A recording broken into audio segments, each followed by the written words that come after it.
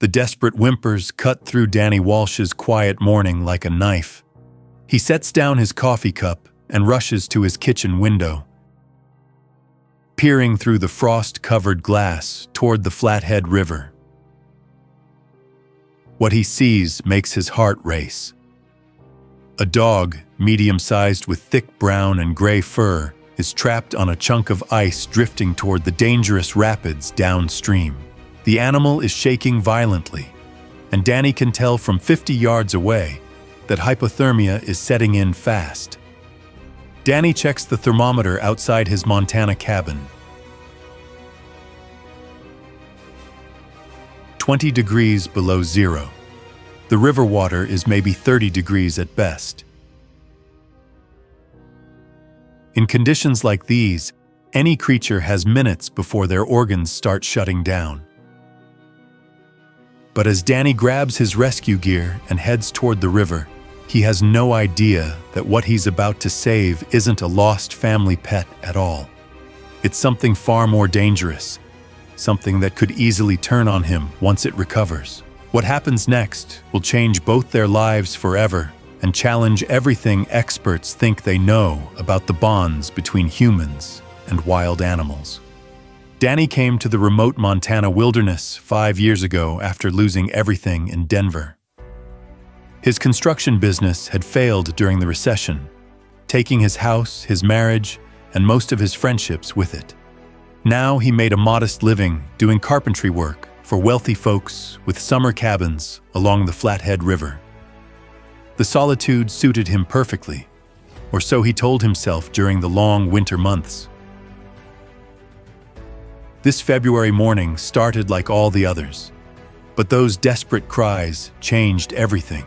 He had owned dogs his entire life and recognized the unmistakable sound of an animal in serious trouble. The ice chunk was maybe 40 feet from shore, spinning slowly as the current pulled it toward the white water that had claimed 2 fishing boats already this winter. He hauled his old aluminum boat from under the deck, hands shaking from cold and adrenaline. The oars were frozen solid to the bottom, and precious minutes ticked by as he chipped them free. Every second counted now. The animal kept trying to stand on the slippery ice, only to slide back down with each failed attempt. The boat hit the water with a splash that sent shockwaves up his arms.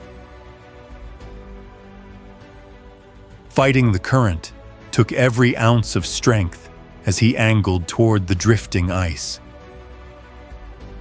"Hang on there, buddy," he called out, hoping his voice would provide some comfort. But as he got closer, something felt wrong.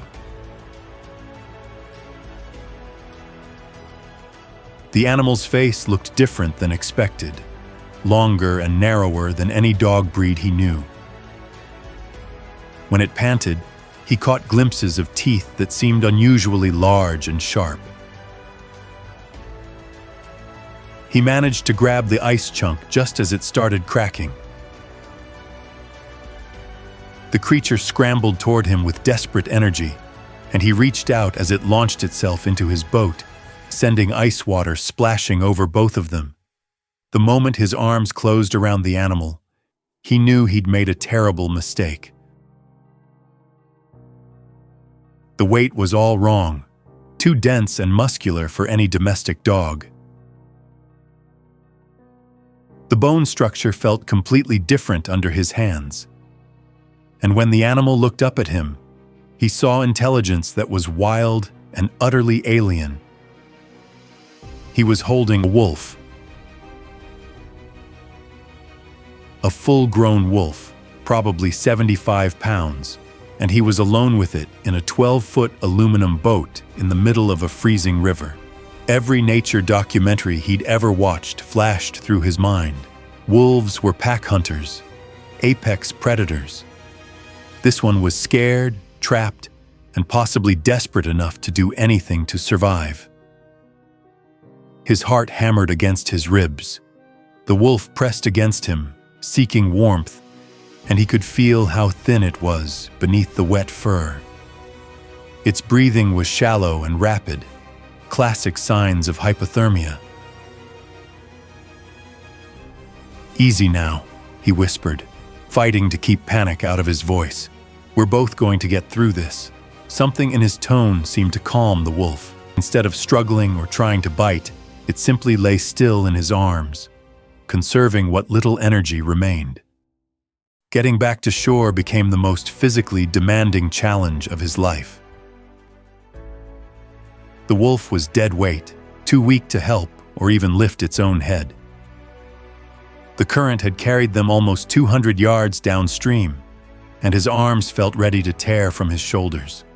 When his strength finally gave out 15 feet from shore, they drifted into a shallow area where his boots scraped gravel. He half-carried, half-dragged the wolf onto dry land, both of them collapsing on the frozen beach. The wolf's breathing was so shallow that he had to put his ear to its chest to confirm it was still alive. His cabin was only 100 yards away, but carrying an unconscious wolf seemed impossible. Using a tarp and rope, he rigged up a makeshift stretcher and began the slow journey home.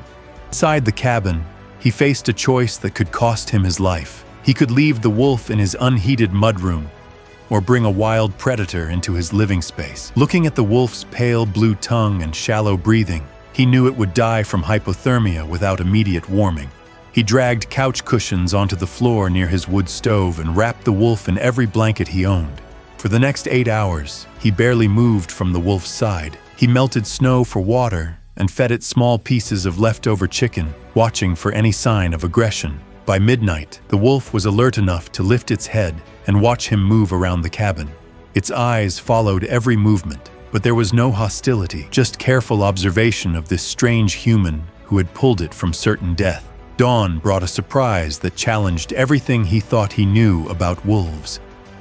Instead of finding his furniture destroyed and the wolf gone, he discovered the animal lying calmly near the window, watching the sunrise.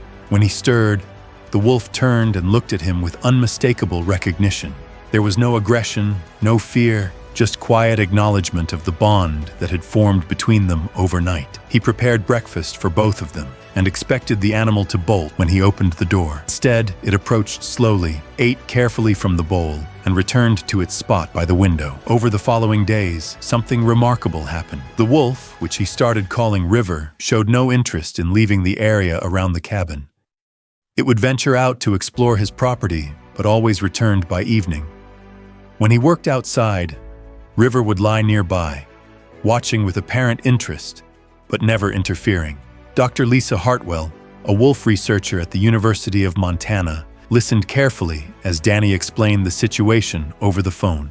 "BN, what you're describing is highly unusual," she said. "Lone wolves are typically the most unpredictable, but this animal seems to have formed a genuine attachment to you." When Dr. Hartwell arrived with her research team, what they discovered about River explained everything. The wolf was a young male who had been living alone for months. Scars on his hindquarters suggested he'd survived a bear attack that left him unable to keep up with his pack. He'd been slowly starving through the winter.